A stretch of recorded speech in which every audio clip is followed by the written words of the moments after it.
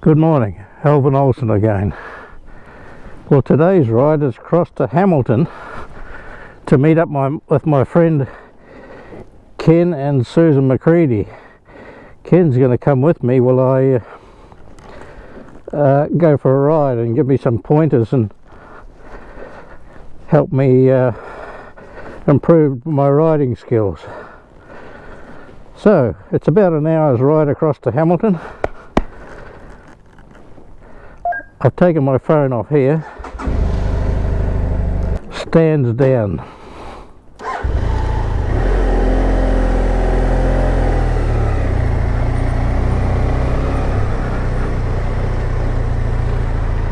Check right, check left, check right again. Well, I think we can beat him.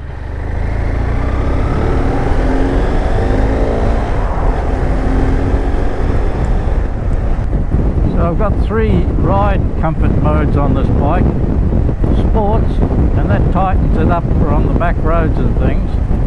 Normal, and I don't know what that is because I don't go to the middle. And the other one is comfort. So I have it on comfort, and that makes it a bit squishier ride and smoother over the small bumps and things on the highway. So I've moved it to comfort mode. On my right hand side over here I've got the heated grips. You can have them on low or high, 1 or 2. 2 is far too hot, you'll like burn your bloody hands. I just have them on 1 and sometimes switch them off because it gets too hot on 1 even. So anyway, this is the big estuary in Tauranga, and I'm going around that highway there, and that takes me straight out to the highway to Hamilton over the Kaimai range. I've got the GPS set up to the my friend's place. That's 110 k's away from here, so I'm thinking that'll be about an hour and a half ride because I've got this city to get out of and then the city of Hamilton to ride through. But being Sunday, hopefully the traffic's a bit lighter.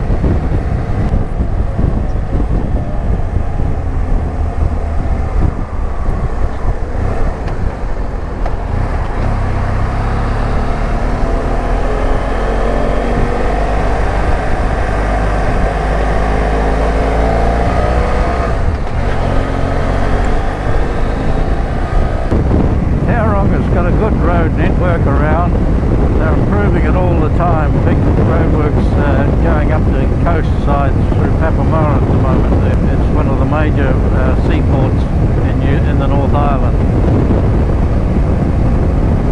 This is an example of the roads. They've put a private toll road around for the big logging trucks that come in and out of Tauranga here. This cost me $1.90 to ride on this section here. I've got all my vehicles, the van, the car and now the motorbike, all on an account with tolls in New Zealand, and I keep it in credit of about $50. That way I just get deducted automatically as I pass under that beam there back further.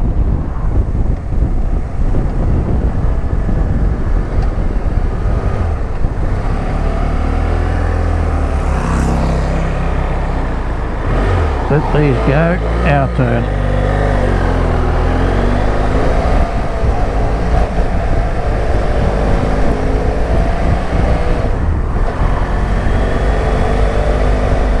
Auckland and Hamilton, you can go this way. You can go north if you want to go to Auckland as well, but this is the way to go out over the Kaimai ranges, the range between the Waikato and the Bay of Plenty.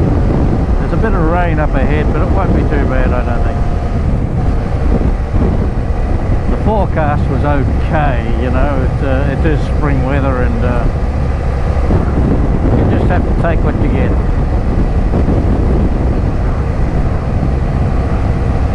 I bought some wet weather gear and I've got that in the back. I haven't tried it on yet. It's size XL. I'd like the next size up, but they didn't have that.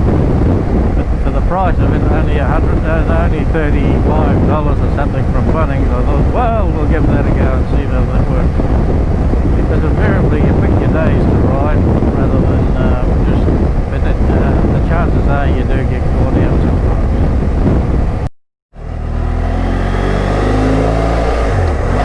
this is the top of the Kaimai range now. We're dropping down into the Waikato.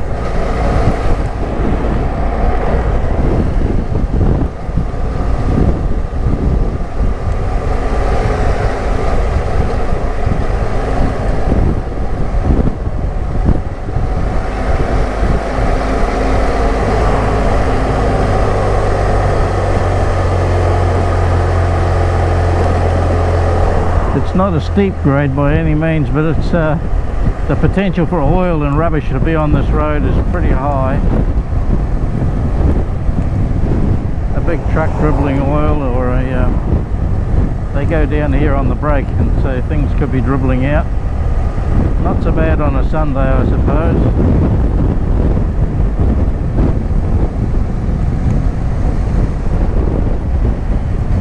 Someone's just gone in there by the look of it, tidied up the fence for them.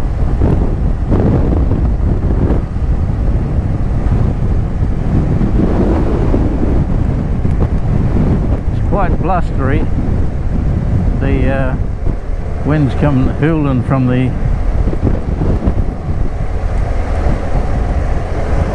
I'll let this fella behind me go. I just riding my finger on the brake just a little bit to steady it down, indicating right that I'm taking the lane again.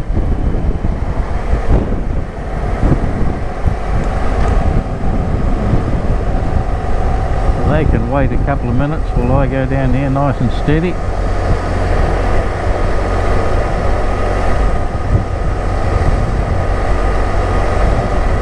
Now he can pass if he wants to. And guess what? He's staying back. You wouldn't believe it, would you?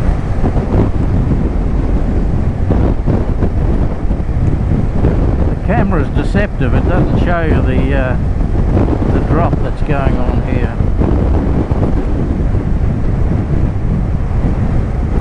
But if you look out there, the trees are blowing like hell.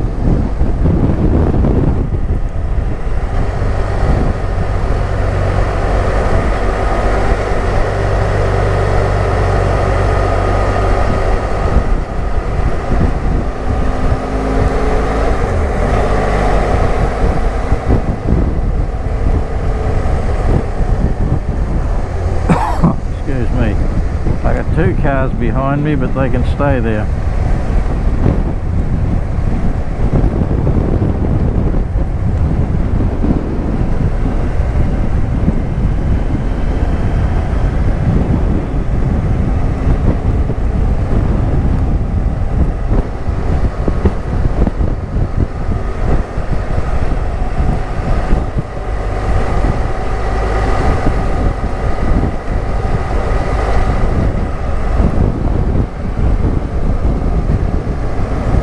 I've been buying a few accessories for this bike,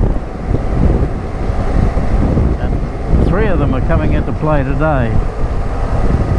First one being that windscreen you can see in front of you there. The first one was cut off just above the gauges there. It wasn't very high at all, and the wind would hit me full on in the chest. That made you pull hard and lean forward, and I was forever pulling against that and hanging onto the handlebars too tight. So by increasing the height of the windscreen a little bit, that sheds the wind up and over. Big improvement. The second one is the risers I've put on the bar down here. They're up and back 45 degrees, and that's better. My arms are a bit shorter than most, I think. And when I'm standing up, I was leaning far too far forward, I felt. So, by having it up and back, it's more comfortable with me to ride on the highway. And when I stand on the gravel roads, it is higher, so that I feel as though I've got more control there. Not reaching way forward or stooping all the time. I can stand more vertical because my legs are bent. And the third thing that I've done that's improvement, and I'm still coming to terms with it, is this throttle lock, they call it. It's this unit over here, and it's like a set of pliers. It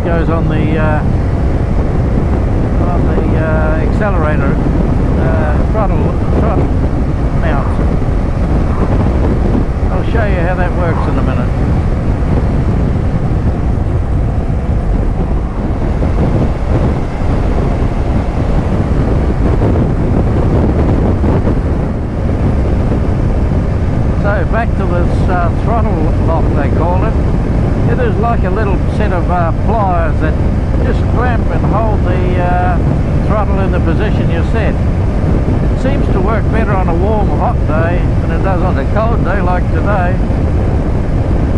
But I just take it up and then move it on when I've got a fair area of cruising to do, and give my hand a chance to have a stretch and a relaxation. Because even though you're got bugger all pressure on, it's the constant pressure that gets you. So I think it's just a good thing. I'm mindful that it was potentially dangerous, but as soon as I grab that, it goes. It just, I can throttle off, no trouble at all, and it just rides there and is unimpeded.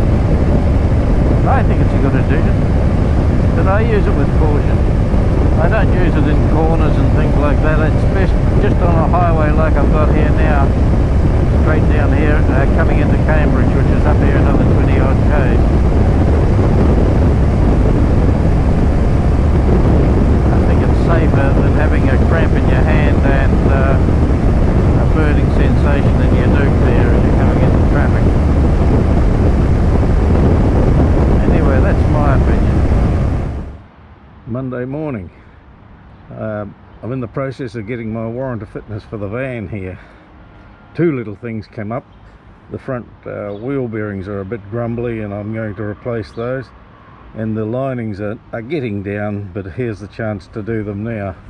So front linings and front wheel bearings on there today from Mark here at the Auto Super Shop in Judea, Tauranga. Anyway, I drop her off now and I take the electric bike back home. I can go up over the hills here back through to my house here, but I'll go around the estuary to give you a bit of a look what's happening around that way.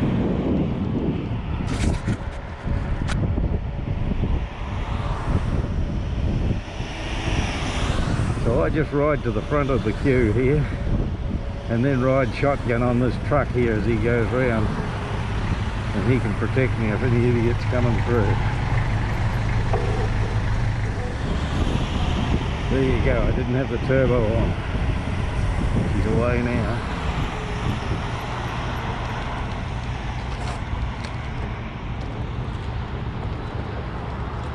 Waikato walkway, let's try that one.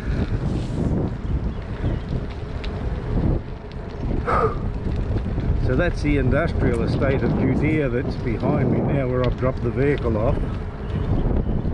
The big estuary here, chock-a-block at the moment, and we've got a walkway right round the side of this here that people use for recreation and walking and keeping off the main roads.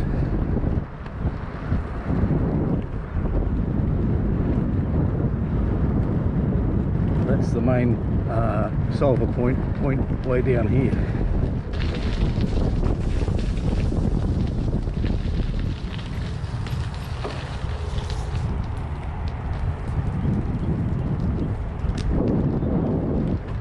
The main highway runs along there into Tauranga. That's where all the freight trucks go in, taking their logs to the port and things.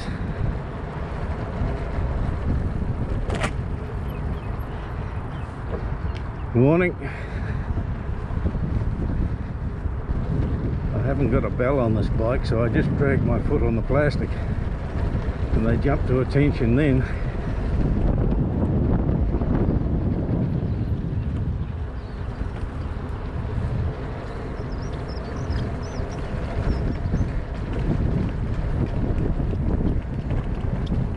Coming through. Thank you.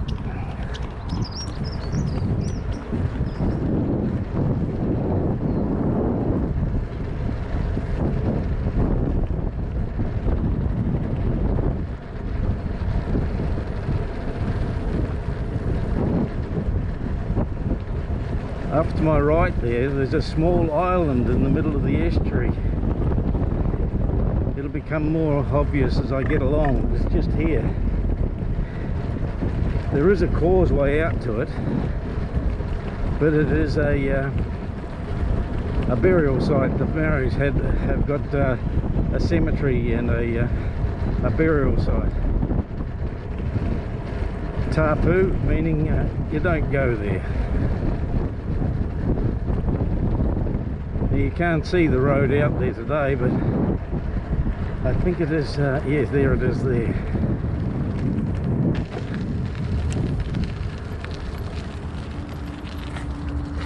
Yeah, so go straight across there and out there, and from above on Google Maps you can see the par site there. There's a big white tombstone there. Good morning.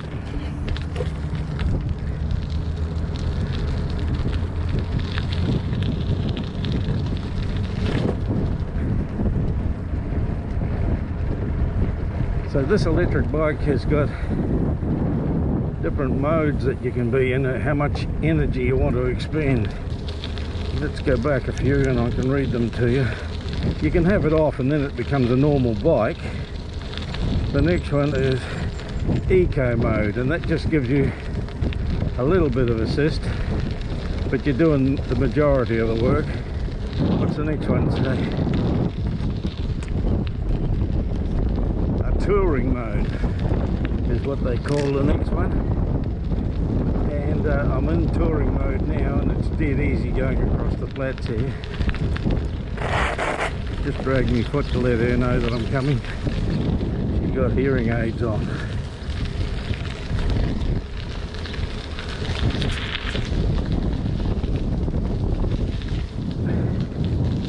So the next mode I've got here, I click through them. Whoops, I've gone one too far. I think it's sports mode.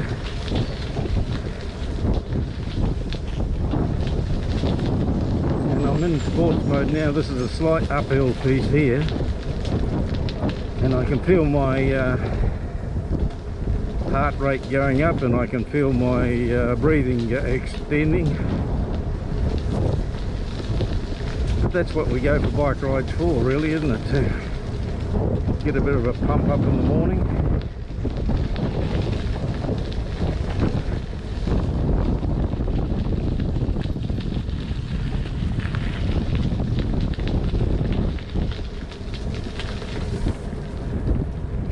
And the final mode on the bike is turbo. Well, that's the lazy man's one, and that's the one I use all the time.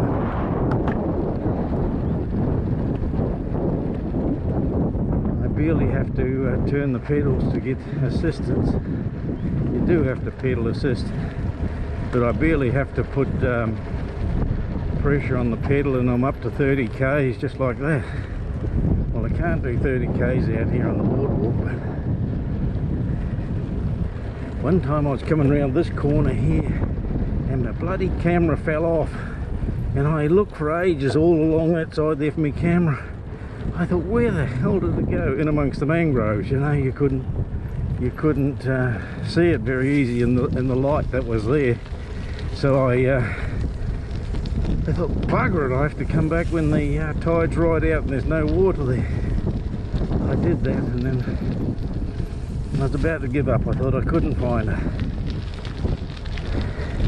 Then I went to the other side, and there it was, sitting on the opposite side where I thought it had gone that way, but it hadn't. It had gone this way.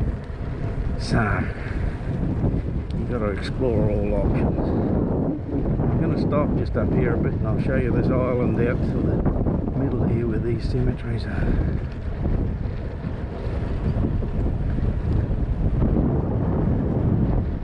Got a bit more here.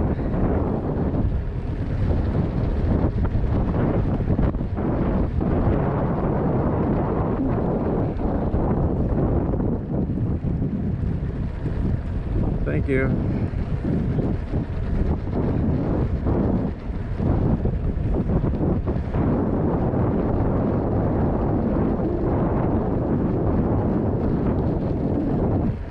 So I started a video yesterday of my bike ride across to Hamilton, and I didn't finish that because the camera locked up. It seized for some reason. And because I was riding the bike, I couldn't be fag fixing it on the road, so I didn't bother. So can you just see out there, that's the island that I was pointing to there, and over here is how you get onto it, the causeway. And I can just see the cemetery or the tombstone on the top there, but it just blends in with the background there, so you won't be able to see it very well. But there's good interpretation here for the kids and people to understand the changing environment here, from estuary through mangroves back up through this scrubby stuff here, all depicted by this here, and how the fresh water, not the fresh water, the salt water influences the environment. There's multiple tracks down from the houses onto these boardwalks here, so you don't need to do the full length like I'm doing. You could just come down, do your short walk and back home again. But back to my story from yesterday that I didn't finish, and I thought I'd incorporate it into this little spruik. I met up with Ken McGeady over there at Hamilton, and he's heavily involved in the classic bike restorations, Triumphs and Nortons and all that sort of thing. He's got 5 or 6 in his shed that he's in the process of restoring, and 4 or 5 in his other sheds that are street ready to go and up to showroom condition. So he had a Triumph out yesterday. No, it might have been the Norton. Anyway, he took one of them out, but it only done 300 kilometres since she was street ready. And I'd asked Ken to ride with me and give me some feedback and some tips on my riding style on the highways and things like that. So we went over a few things that you have to consider, and it's about speed and cornering and all that, but I think I've got that all pretty right now. And so he followed me for a while and I followed him, just see his line through the corners, but I was doing what he was doing and he was doing what I was doing, so in regard to that it was okay. But over lunch we were talking about, in the next part of the ride we'll just look out for hazards and see what hazards that I see that he's seen, and then we'll compare notes on that. Well, once you're doing that to a certain extent, you can pick up a lot of things that are potentials for trouble, and he said that's the big thing, you know, you got to be always searching and seeking for bloody trouble ahead all the time. Well, in the hour that we were riding around the hills and on the roads around Hamilton, there were 5 very serious incidents that could have turned to custard just like that. A car passing both bikes on our right, not leaving it itself enough room before the corners, because we were travelling at 90 k's, they went round us at 120, but there was no room at the other end for them to pass another car if they were oncoming, so that would have put us all into a bloody pickle.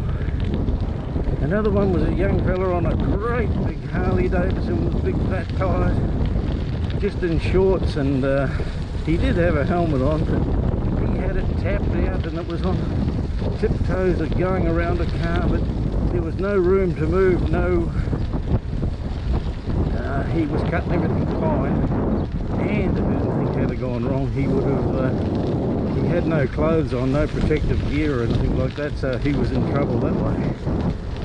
Another one was, I was in the front, Ken was behind me, and a little lady driving a car decided that this was the right address that she wanted and just turned automatically in there without any indication. So I braked, and then next thing Ken's right up my arse, and I heard his tyres of his back brakes squealing on the bloody road as he pulled up beside me. So the concertina effect was happening there. So just in a short ride of about an hour, we had 5 incidents that we both compared notes with that were potentially dangerous, and That's the sort of thing that you have to watch out for when you go on a motorbike.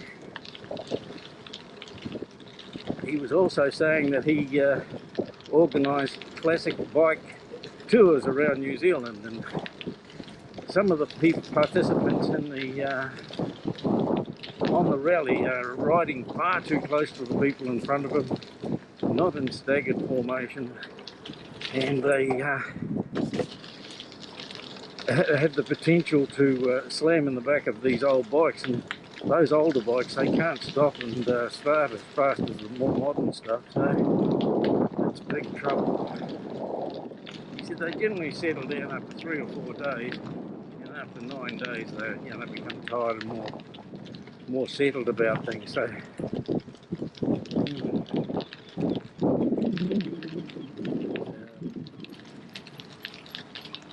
thank you very much.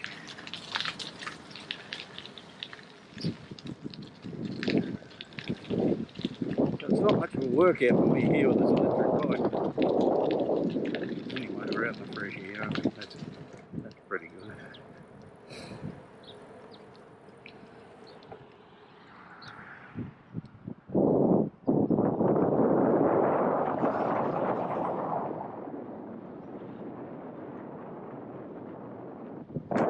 So it was reassuring to ride with Ken and just to verify that, you know, my riding style and how I go about things on the road and that are up to date, you know, that I'm not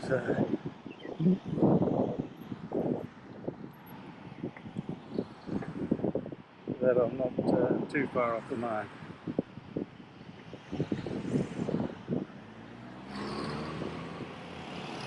I don't know how I'm going to get across here.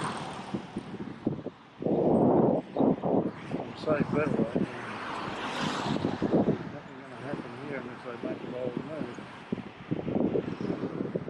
There it is. Put the old London arm up and take over from me. A bit of a thumbs up for me. Away we go. I don't know whether anyone else would have done that or just gone up to the crossing and done it properly. But that's what you get. Get to the rain here, into the sun, so you get to the rain, into the sun. And this is the main railway line from Auckland and the Waikato, and it goes out through here and over to the port, taking the logs around to the other side. Straight ahead, Sulphur Point. That's more the container port there. Down, and the yacht club and the fishing clubs down over here. Hello, seagull.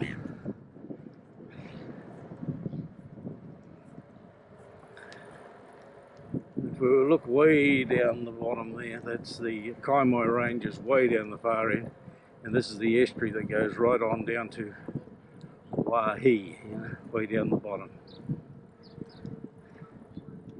A place called Bowentown, I think so. Woo! Here's some people.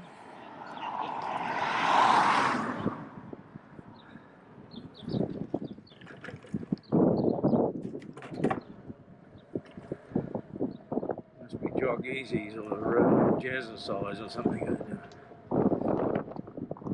Cut up some slack.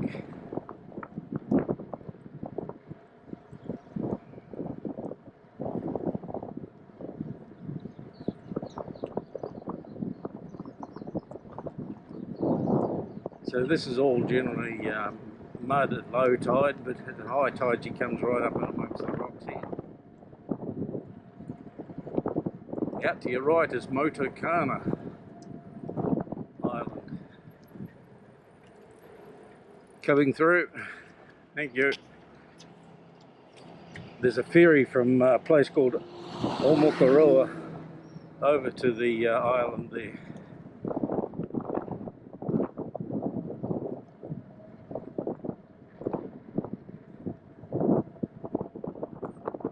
There's a par site on here, a par over here, and it is mainly the people of the land, the tangata whenua, that have that island there. It's not a tourist place at all. Farming and forestry, and they bring the logs off the bottom end here and take them on a little barge across to the export logging place there.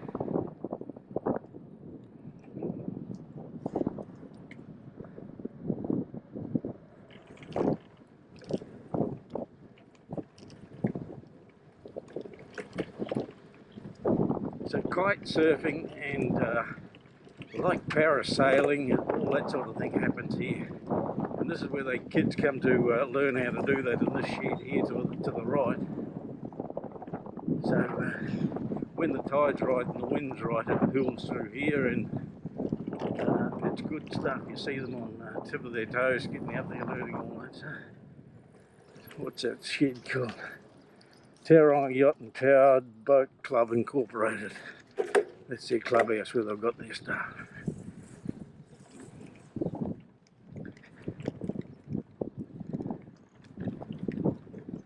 This is always a popular little park because they've got the gas barbecues and that here. I think you can come here for family picnics and things. Toilet blocks and a place up here for the kids to play on the swings and slides.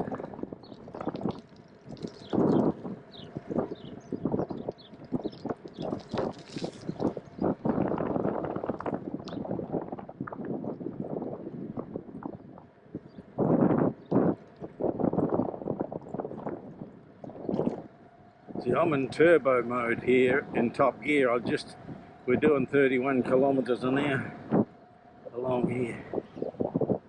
When I first got this bike, I de-restricted it by changing the sensor on there onto the pedal, so it wasn't determined, the speed of the circular wheel didn't determine how much speed I had. So then, if you hoe into it in turbo, I could get it up to 53 kilometers an hour, and that's fair flying on a little bike. So. Anyway, Bev was using the bike a bit, and I thought I'd better bring it back from that. A lot of new property getting all sorted out here. They root down the old houses, a bit of a flash of more modern houses. $1 million properties, of course. This line of trees is Pahutakawas. They are not flowering at the moment, but they're budding, and this is the 2nd or the 3rd of August, so in another few months, so another few weeks really, this will all be starting to become red, and it just looks spectacular.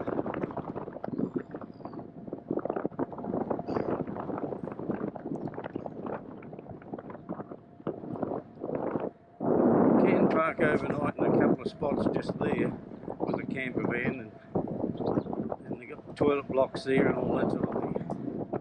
So they have them dotted around the city in different places. I know that there's about another 5 places up here, and they dissipate the vans around, and that makes them unobtrusive in the environment, and keeps the environment clean and tidy, and the benefit for the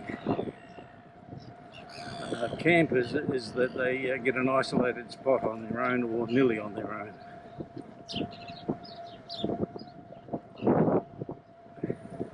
Up here to my left was a massive par site right along this side here, right along that ridge. It had palisades and everything. It's all been changed now in the last 100 years. That was a big, the Otomotai par site up on there. At the top you can come across the area in a park that's designated with interpretation there about how it all was in years to come. But that was a big palisade and a protective area right along this face here. After the Maori Wars, I think they confiscated it and people became farmers on this area here, and then of course in latter years it's all subdivided up and moved to this sort of property. You can, with the boat. I've been right through with the jet ski. Go way down here, see that white pointer there, you can see there, cut left, then right, and then at high tide you can work your way through a series of posts and pylons right through to the other estuary, which drains out of a place called Bowentown out to the big sea there. So this estuary's got two outlets, and in the centre is quite shallow, but they are linked and you can get through there on a boat. I was with a group doing a ride around that island called Matakana Island. Went down and around there, and this young bloke on his new boat was inattentive and slammed straight into a marker post. Broke the bloody top hull and caved all the transom in and the bottom hull as well. It stayed afloat, but man alive, he got a bloody fright. He's enjoying himself, and then there was a sudden stop. He's wondering what a post was doing in his bloody in his trajectory. So this is called Ferguson Park. It used to be a dairy farm, of course, but now it's a sports field.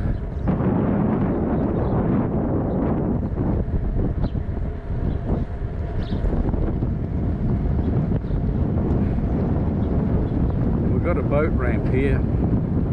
I've used it once because it is tide dependent, and you can only really use it on the up tide and only for the duration of the tide for a couple of hours. So, and as soon as you get out there, I can see where it's shallow out further. Just out there 100 yards it's shallow, then out further it's deeper, which drains this estuary way around the back here. So there's sometimes you see the birds out there just wading in the mud there at this sort of time. Yeah, so that's the boat ramp in the Ferguson Park here.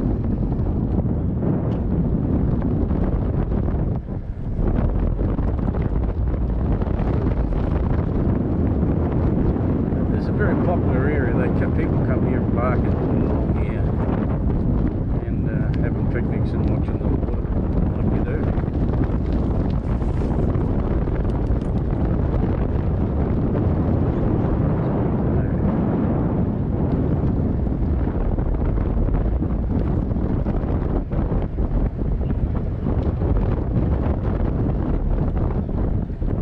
Sorry, I'm going round here.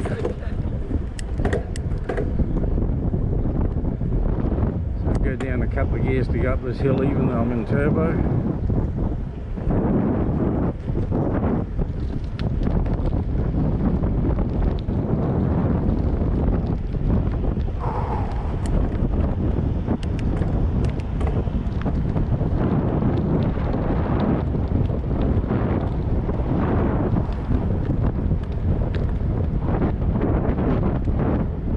So now I'm climbing across the peninsula of Matua. This is a finger of land that goes between where I live at Bellevue and the mountain, that estuary that we just rode along. Straight ahead is the high point of it.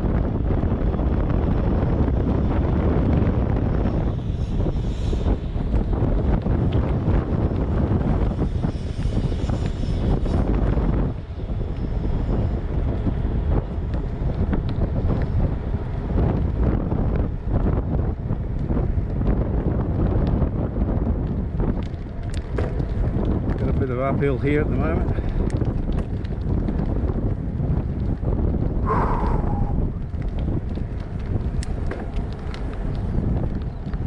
So I'm in turbo, but I'm down a couple of gears. I'm down. So it's not hard work, it's just consistent. Keep the pedals turning. Great thing, these electric bikes. I'm turning right here. Oh no, I'll go over here and show you what we're talking about here.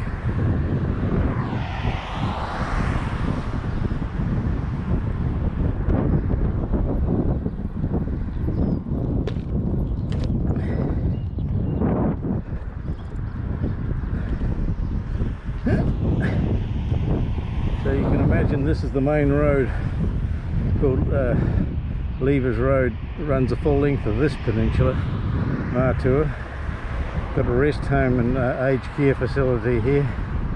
So we're riding back down into that salt marsh there, and I live across over the back over here. So we've got to go down, around, and back over to that paddock you can see in the distance. That ridge coming back up here is Omokoroa.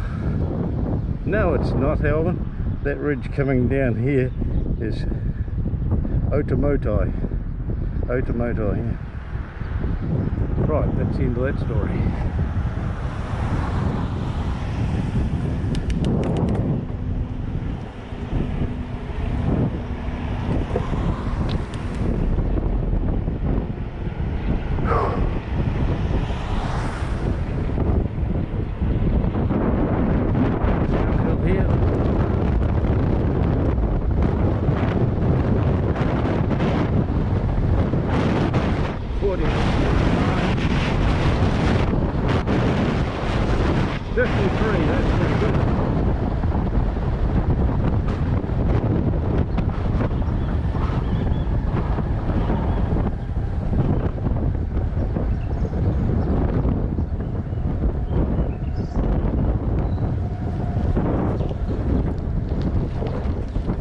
Got to watch riding into the dark here. We don't flatten these people. The old people don't like their legs taken out from underneath.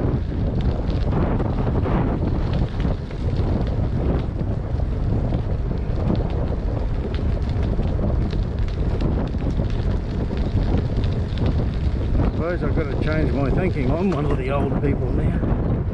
Holy mackerel. How did I get to be as old as I am?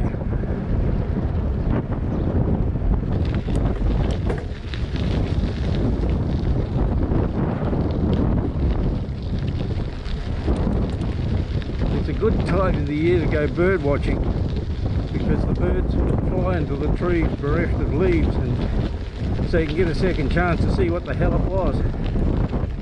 And just at the moment I've been following a flock of eastern rosellas. They're a group of about 8 or 9 birds that are in this area here. I've seen them across here on this other ridge, and they're mainly in this forest here around the school. So they start nesting and settling down to breed there about now and building their nest. And they go into stumps and things. So I'm just trying to see if I can spot where they might be nesting. And the other thing that was a bit rare the other day was the spoonbills that turned up. I'd never seen them here in 6 years that I've been in Tauranga here. They were just on this estuary here ahead of me.